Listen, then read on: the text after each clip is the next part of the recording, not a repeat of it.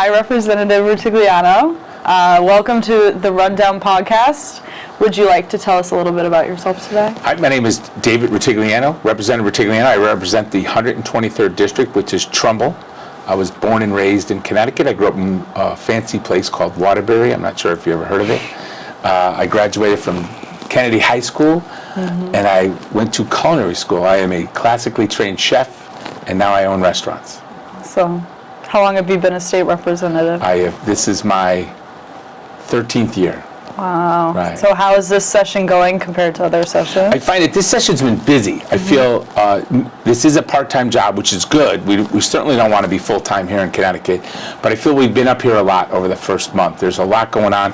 I serve as ranking member of the General Law Committee, and the General Law Committee is everything Department of Consumer Protection. But this year we decided to make it an A committee. It used to be a B committee. B committee is Tuesday and Thursday, and A committee is Monday, Wednesday, and Friday. So we put some of the online gambling portions of the law into the General Law Committee, and it's made us busier. So we are definitely meeting more. We have a lot of topics to go over. There's a lot of bills to sort through, and I feel I've been busy. Excellent. So what does it mean to be a ranking member on the General Law Committee? So ranking member means that I am the highest ranking minority. Okay. I am the minority leader of the committee. Okay.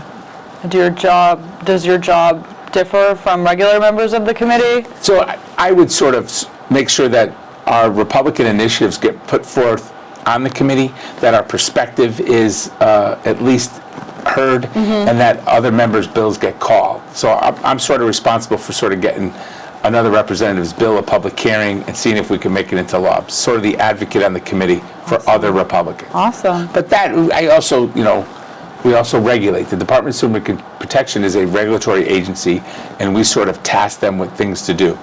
Awesome. So what's your favorite part about the committee? So I like general law because it tends to be a little bit more bipartisan than other committees. We are really dealing with consumer protection.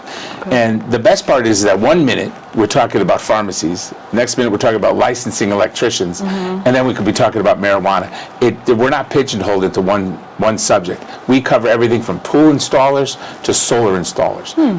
There's always something new and interesting to talk about. Awesome. So are there any hot topics this session that you're working on? We are working, once again, the AI bill, the big artificial intelligence bill, is coming through the General Law Committee. We did the data privacy bill a couple years ago, which we did so well on that, and we negotiated so well that it's the model for the entire country now on how people protect your data when you're going on the websites.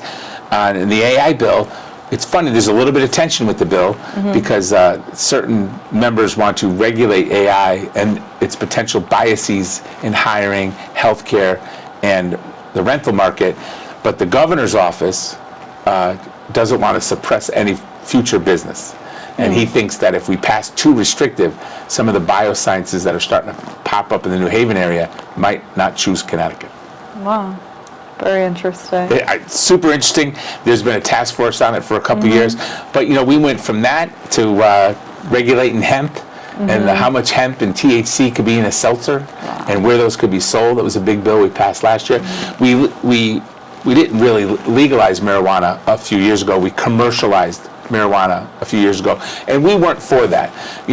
If you wanted to decriminalize it where people can't get arrested for having it or smoking it or even growing their own, the Republican position was, listen, it's fine. We'll be more libertarian about it. Do what you want to do it in your own house. But we thought commercializing it was bad because then you're handing it over to large corporations who are going to market to children. You're going to end up in the Joe Camel situation with cigarettes. And basically that's what we're starting to see. So we've done everything we can to regulate it, get it out of gas stations, get it out of convenience stores where it's, there's lots of synthetics. And then the seltzers came along, which is a bit of a loophole in the bill. And you could have bought them anywhere. So they have literal intoxicant THC in them, and you could have had a 12-year-old buy it at Stu Leonard's in Norwalk, and they were displaying them in the front. So we passed a really sweeping bill last year where we took those THC seltzers and age-gated them, put them into package stores and dispensaries. So I thought it was important legislation for the General Law Committee, and it was our perspective that these things shouldn't be available to young children. Yes, and marketed to young children as well. Right. Very important. Right. We banned billboards a few years ago. So it's funny. Cannabis is a funny space. Many people, especially my generation, think it's no big deal. You know, what are you worried about? Who cares? But it's sort of not our marijuana from back in the day. That was 3 to 5% THC. Most of this stuff is around 30%. It is highly addictive. It's a super intoxicant. Wrong way accidents since we commercialized marijuana are up 1,400%. So it's a real problem out there. It is. I'm glad you guys are doing good work to get it. Doing the best we To can. fix it, absolutely. So this year, another hot topic this year is online gambling. So the General Law Committee now has cognizance over online gambling and sports gambling, not the actual casinos. That's a compact. They're sort of sovereign. They can do whatever they want. So we think that there's some predatory advertising going on in the marketplace, and this is where DCP could come in. We found that, you know how you see these ads where bet $5, get $150? Yes. And it seems like there's free money out there.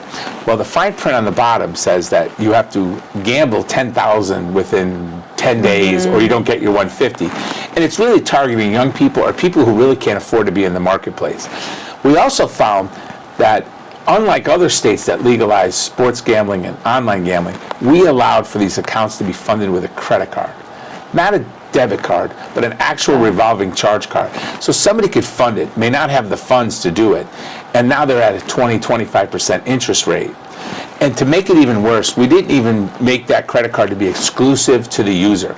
So somebody could take their spouse or their significant other and indebt them beyond belief with online gambling. So we're going to look at that this year and see if there's a compromise in there. Now, I don't think we're going to do away with online gambling or online casinos or sports betting, but I do think that we could, on the edges, make it safer, especially for young people and for people who may have a problem.